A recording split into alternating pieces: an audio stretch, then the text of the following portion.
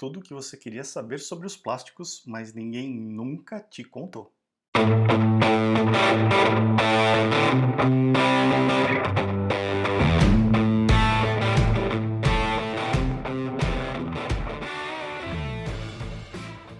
Olá, aqui é o Ricardo Cusiol e eu estou estreando agora aqui no canal esse novo quadro que se chama Plásticos para Leigos. Se você chegou aqui no canal por causa desse vídeo, já aproveita, se inscreve, clica no botãozinho que está aqui embaixo, deixa a sua curtida e compartilha esse vídeo com a maior quantidade possível de pessoas para que a gente possa disseminar todo esse conhecimento e fazer com que as pessoas conheçam mais os materiais plásticos e utilizem os produtos plásticos de forma mais interessante, mais consciente. O meu canal normalmente é direcionado para as pessoas que já trabalham, já entendem do mundo dos plásticos, trabalham com processamento, mas essa nova série visa exatamente esclarecer algumas dúvidas, conceitos básicos de utilização, de obtenção, de propriedades dos materiais plásticos para quem é leigo, para quem não conhece nada sobre esses materiais, de forma a gente fazer com que eles sejam utilizados de forma mais consciente e possam ser sim, os amigos do meio ambiente, possam ter todas os seus benefícios explorados, tá certo? Então, se você tem alguma dúvida a respeito dos materiais plásticos, tem alguma curiosidade que você gostaria de saber, já deixa aqui nos comentários para que eu possa continuar preparando mais vídeos aqui para essa série para leigos. Tá legal? E nesse vídeo aqui, então, eu vou começar tratando de alguns assuntos que normalmente não aparecem na mídia, não aparecem quando a gente fala de materiais plásticos nos grandes veículos de comunicação. Eu vou começar o meu conteúdo fazendo uma pergunta para você. O que você acha? O plástico é bom ou ruim? O plástico, por natureza, ele é um material bom ou um material ruim? Bom, eu aposto que talvez a sua resposta seja que ele é um material ruim, principalmente quando a gente é bombardeado todo dia com imagens como essa daqui que você está vendo agora. Não é verdade? É muito comum a gente ter o plástico associado a esse tipo de problema. Poluição, principalmente nos mares, nos rios, né, aqueles resíduos plásticos espalhados pelo meio ambiente, causando aí potenciais contaminações, durando aí centenas de anos para se decompor na natureza. Essa é a grande comunicação que a gente tem. Não é? Agora, eu quero trazer para você aqui uma visão um pouco diferente. Eu quero trazer a visão de que não existe material bom ou ruim por natureza. O material é naturalmente, é intrinsecamente bom ou intrinsecamente ruim. Na verdade, existem os materiais que são mais adequados para alguma dada situação e materiais que são menos adequados para uma dada situação. Isso vai depender muito de como esse material é obtido, de como esse material é transformado em produtos, de como esses produtos são utilizados e principalmente de como esses produtos feitos com esses materiais são descartados ao fim da sua vida útil.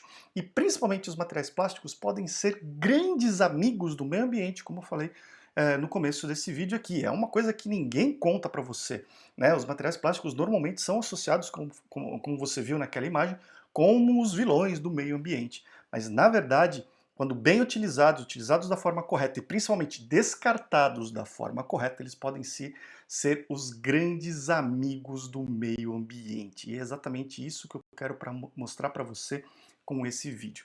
Então, vamos dar uma olhadinha e responder a seguinte pergunta: por que então que a gente usa os plásticos? Por que a gente utiliza os plásticos? E nesse vídeo eu vou trazer um dos motivos pelos quais a gente utiliza os plásticos e por que, com esse motivo, a gente consegue transformar esses materiais em grandes amigos do meio ambiente. Vamos dar uma olhada? Eu vou colocar a minha apresentação aqui na tela para você poder acompanhar todo esse raciocínio. Então, vamos lá? Eu vou colocar ela na tela inteira para você acompanhar aqui comigo.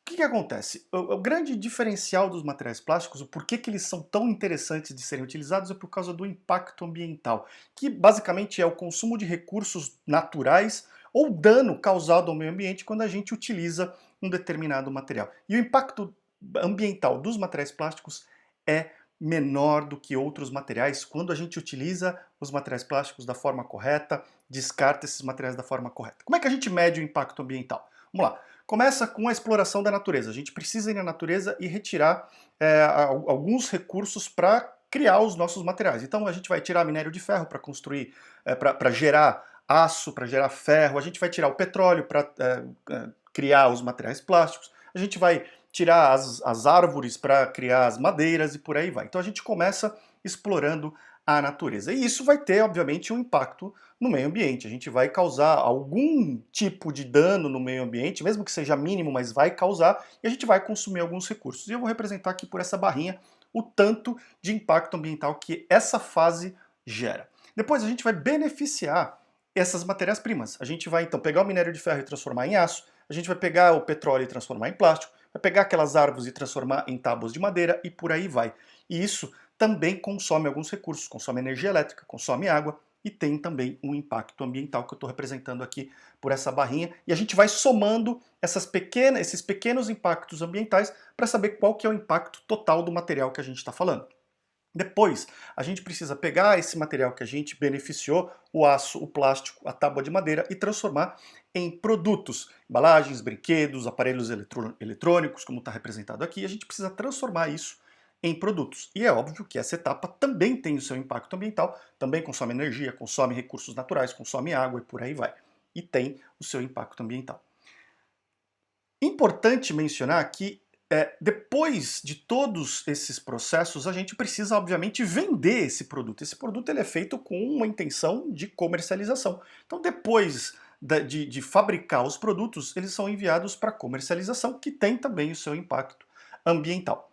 Obviamente, entre cada uma dessas etapas de fabricação, que a gente ainda está falando aqui antes do uso efetivo do produto, existem transportes. A gente precisa transportar o minério para o beneficiamento, o petróleo para o beneficiamento, depois as matérias-primas para a fabricação, depois os produtos acabados para comercialização. Então sempre tem uma etapa de transporte entre cada uma das fases da vida de um produto. E isso tem um impacto ambiental que normalmente é significativo, né? Consome muitos recursos, gera poluição, então tem um impacto ambiental importante nas fases de transporte. Depois, a gente vai começar a usar o produto, é o que a gente chama de vida útil. É quando a gente vai utilizar esse produto, usar todos os benefícios. Então aqui um equipamento eletroeletrônico, a gente vai usar no nosso dia a dia, vai fazer tudo o que a gente precisa com ele.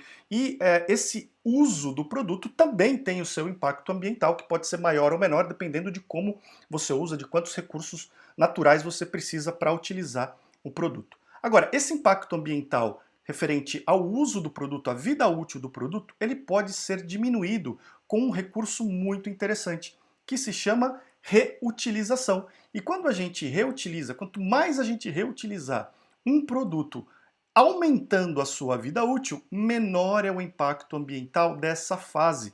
Se a gente comparar com a antes da reutilização, a gente vai ter um impacto ambiental maior. Se a gente reutiliza várias vezes, a gente tem um impacto ambiental menor desse produto. Mas, obviamente, em algum momento esse produto vai chegar ao fim da sua vida e você vai ter que descartar esse produto. A primeira rota que você pode utilizar para descartar esse produto, que não é muito interessante, é descartar ele de forma inadequada, jogar no meio ambiente, que ele vai contaminar rios, mares, o solo e vai gerar aquela imagem que a gente viu no começo do vídeo. Uma outra alternativa, isso vai ter um impacto ambiental muito grande, como a gente está vendo aqui.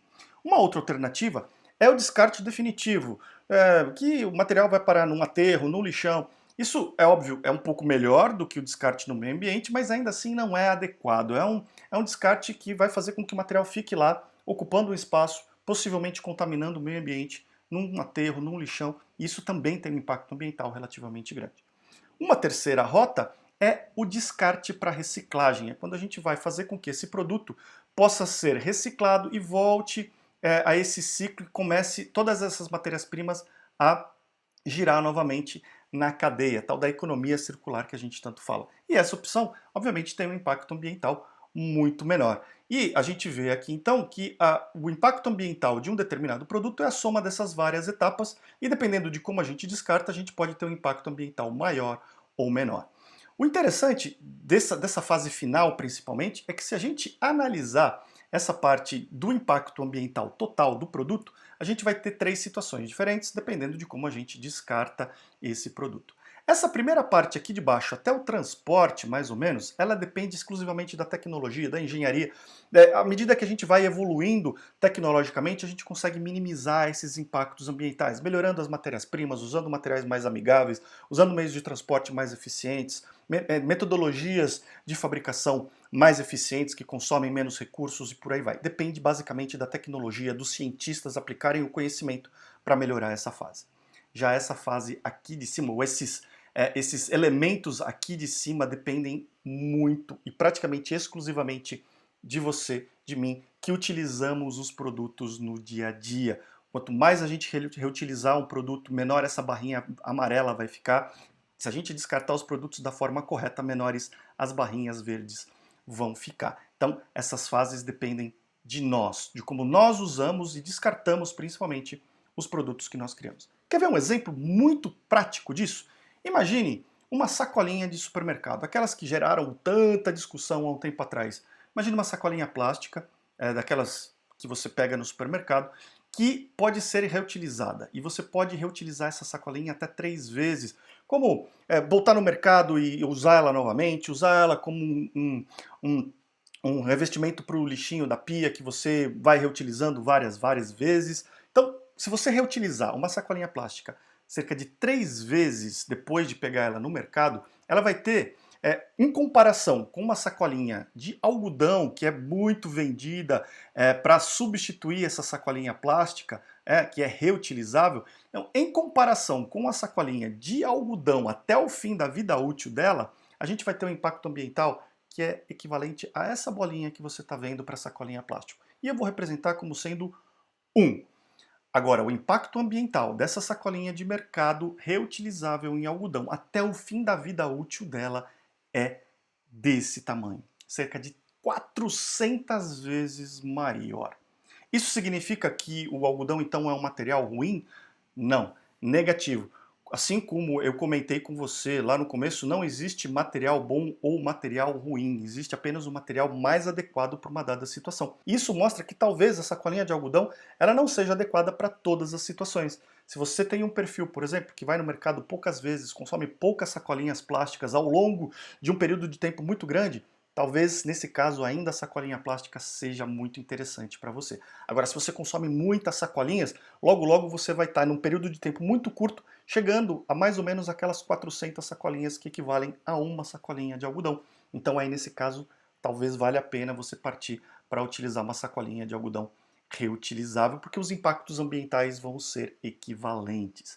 Tá certo? Então, é muito importante nós criarmos uma cultura, primeiro, de reutilização, depois de descarte consciente para reciclagem dos materiais sempre que for possível e, principalmente, buscarmos informações a respeito do impacto ambiental dos produtos que nós consumimos e cobrar dos fabricantes esse tipo de informação para que você, como consumidor e como cidadão consciente, possa cada vez estar mais informado a respeito dos impactos ambientais dos produtos que você consome e assim tomar as decisões mais acertadas para a sua vida.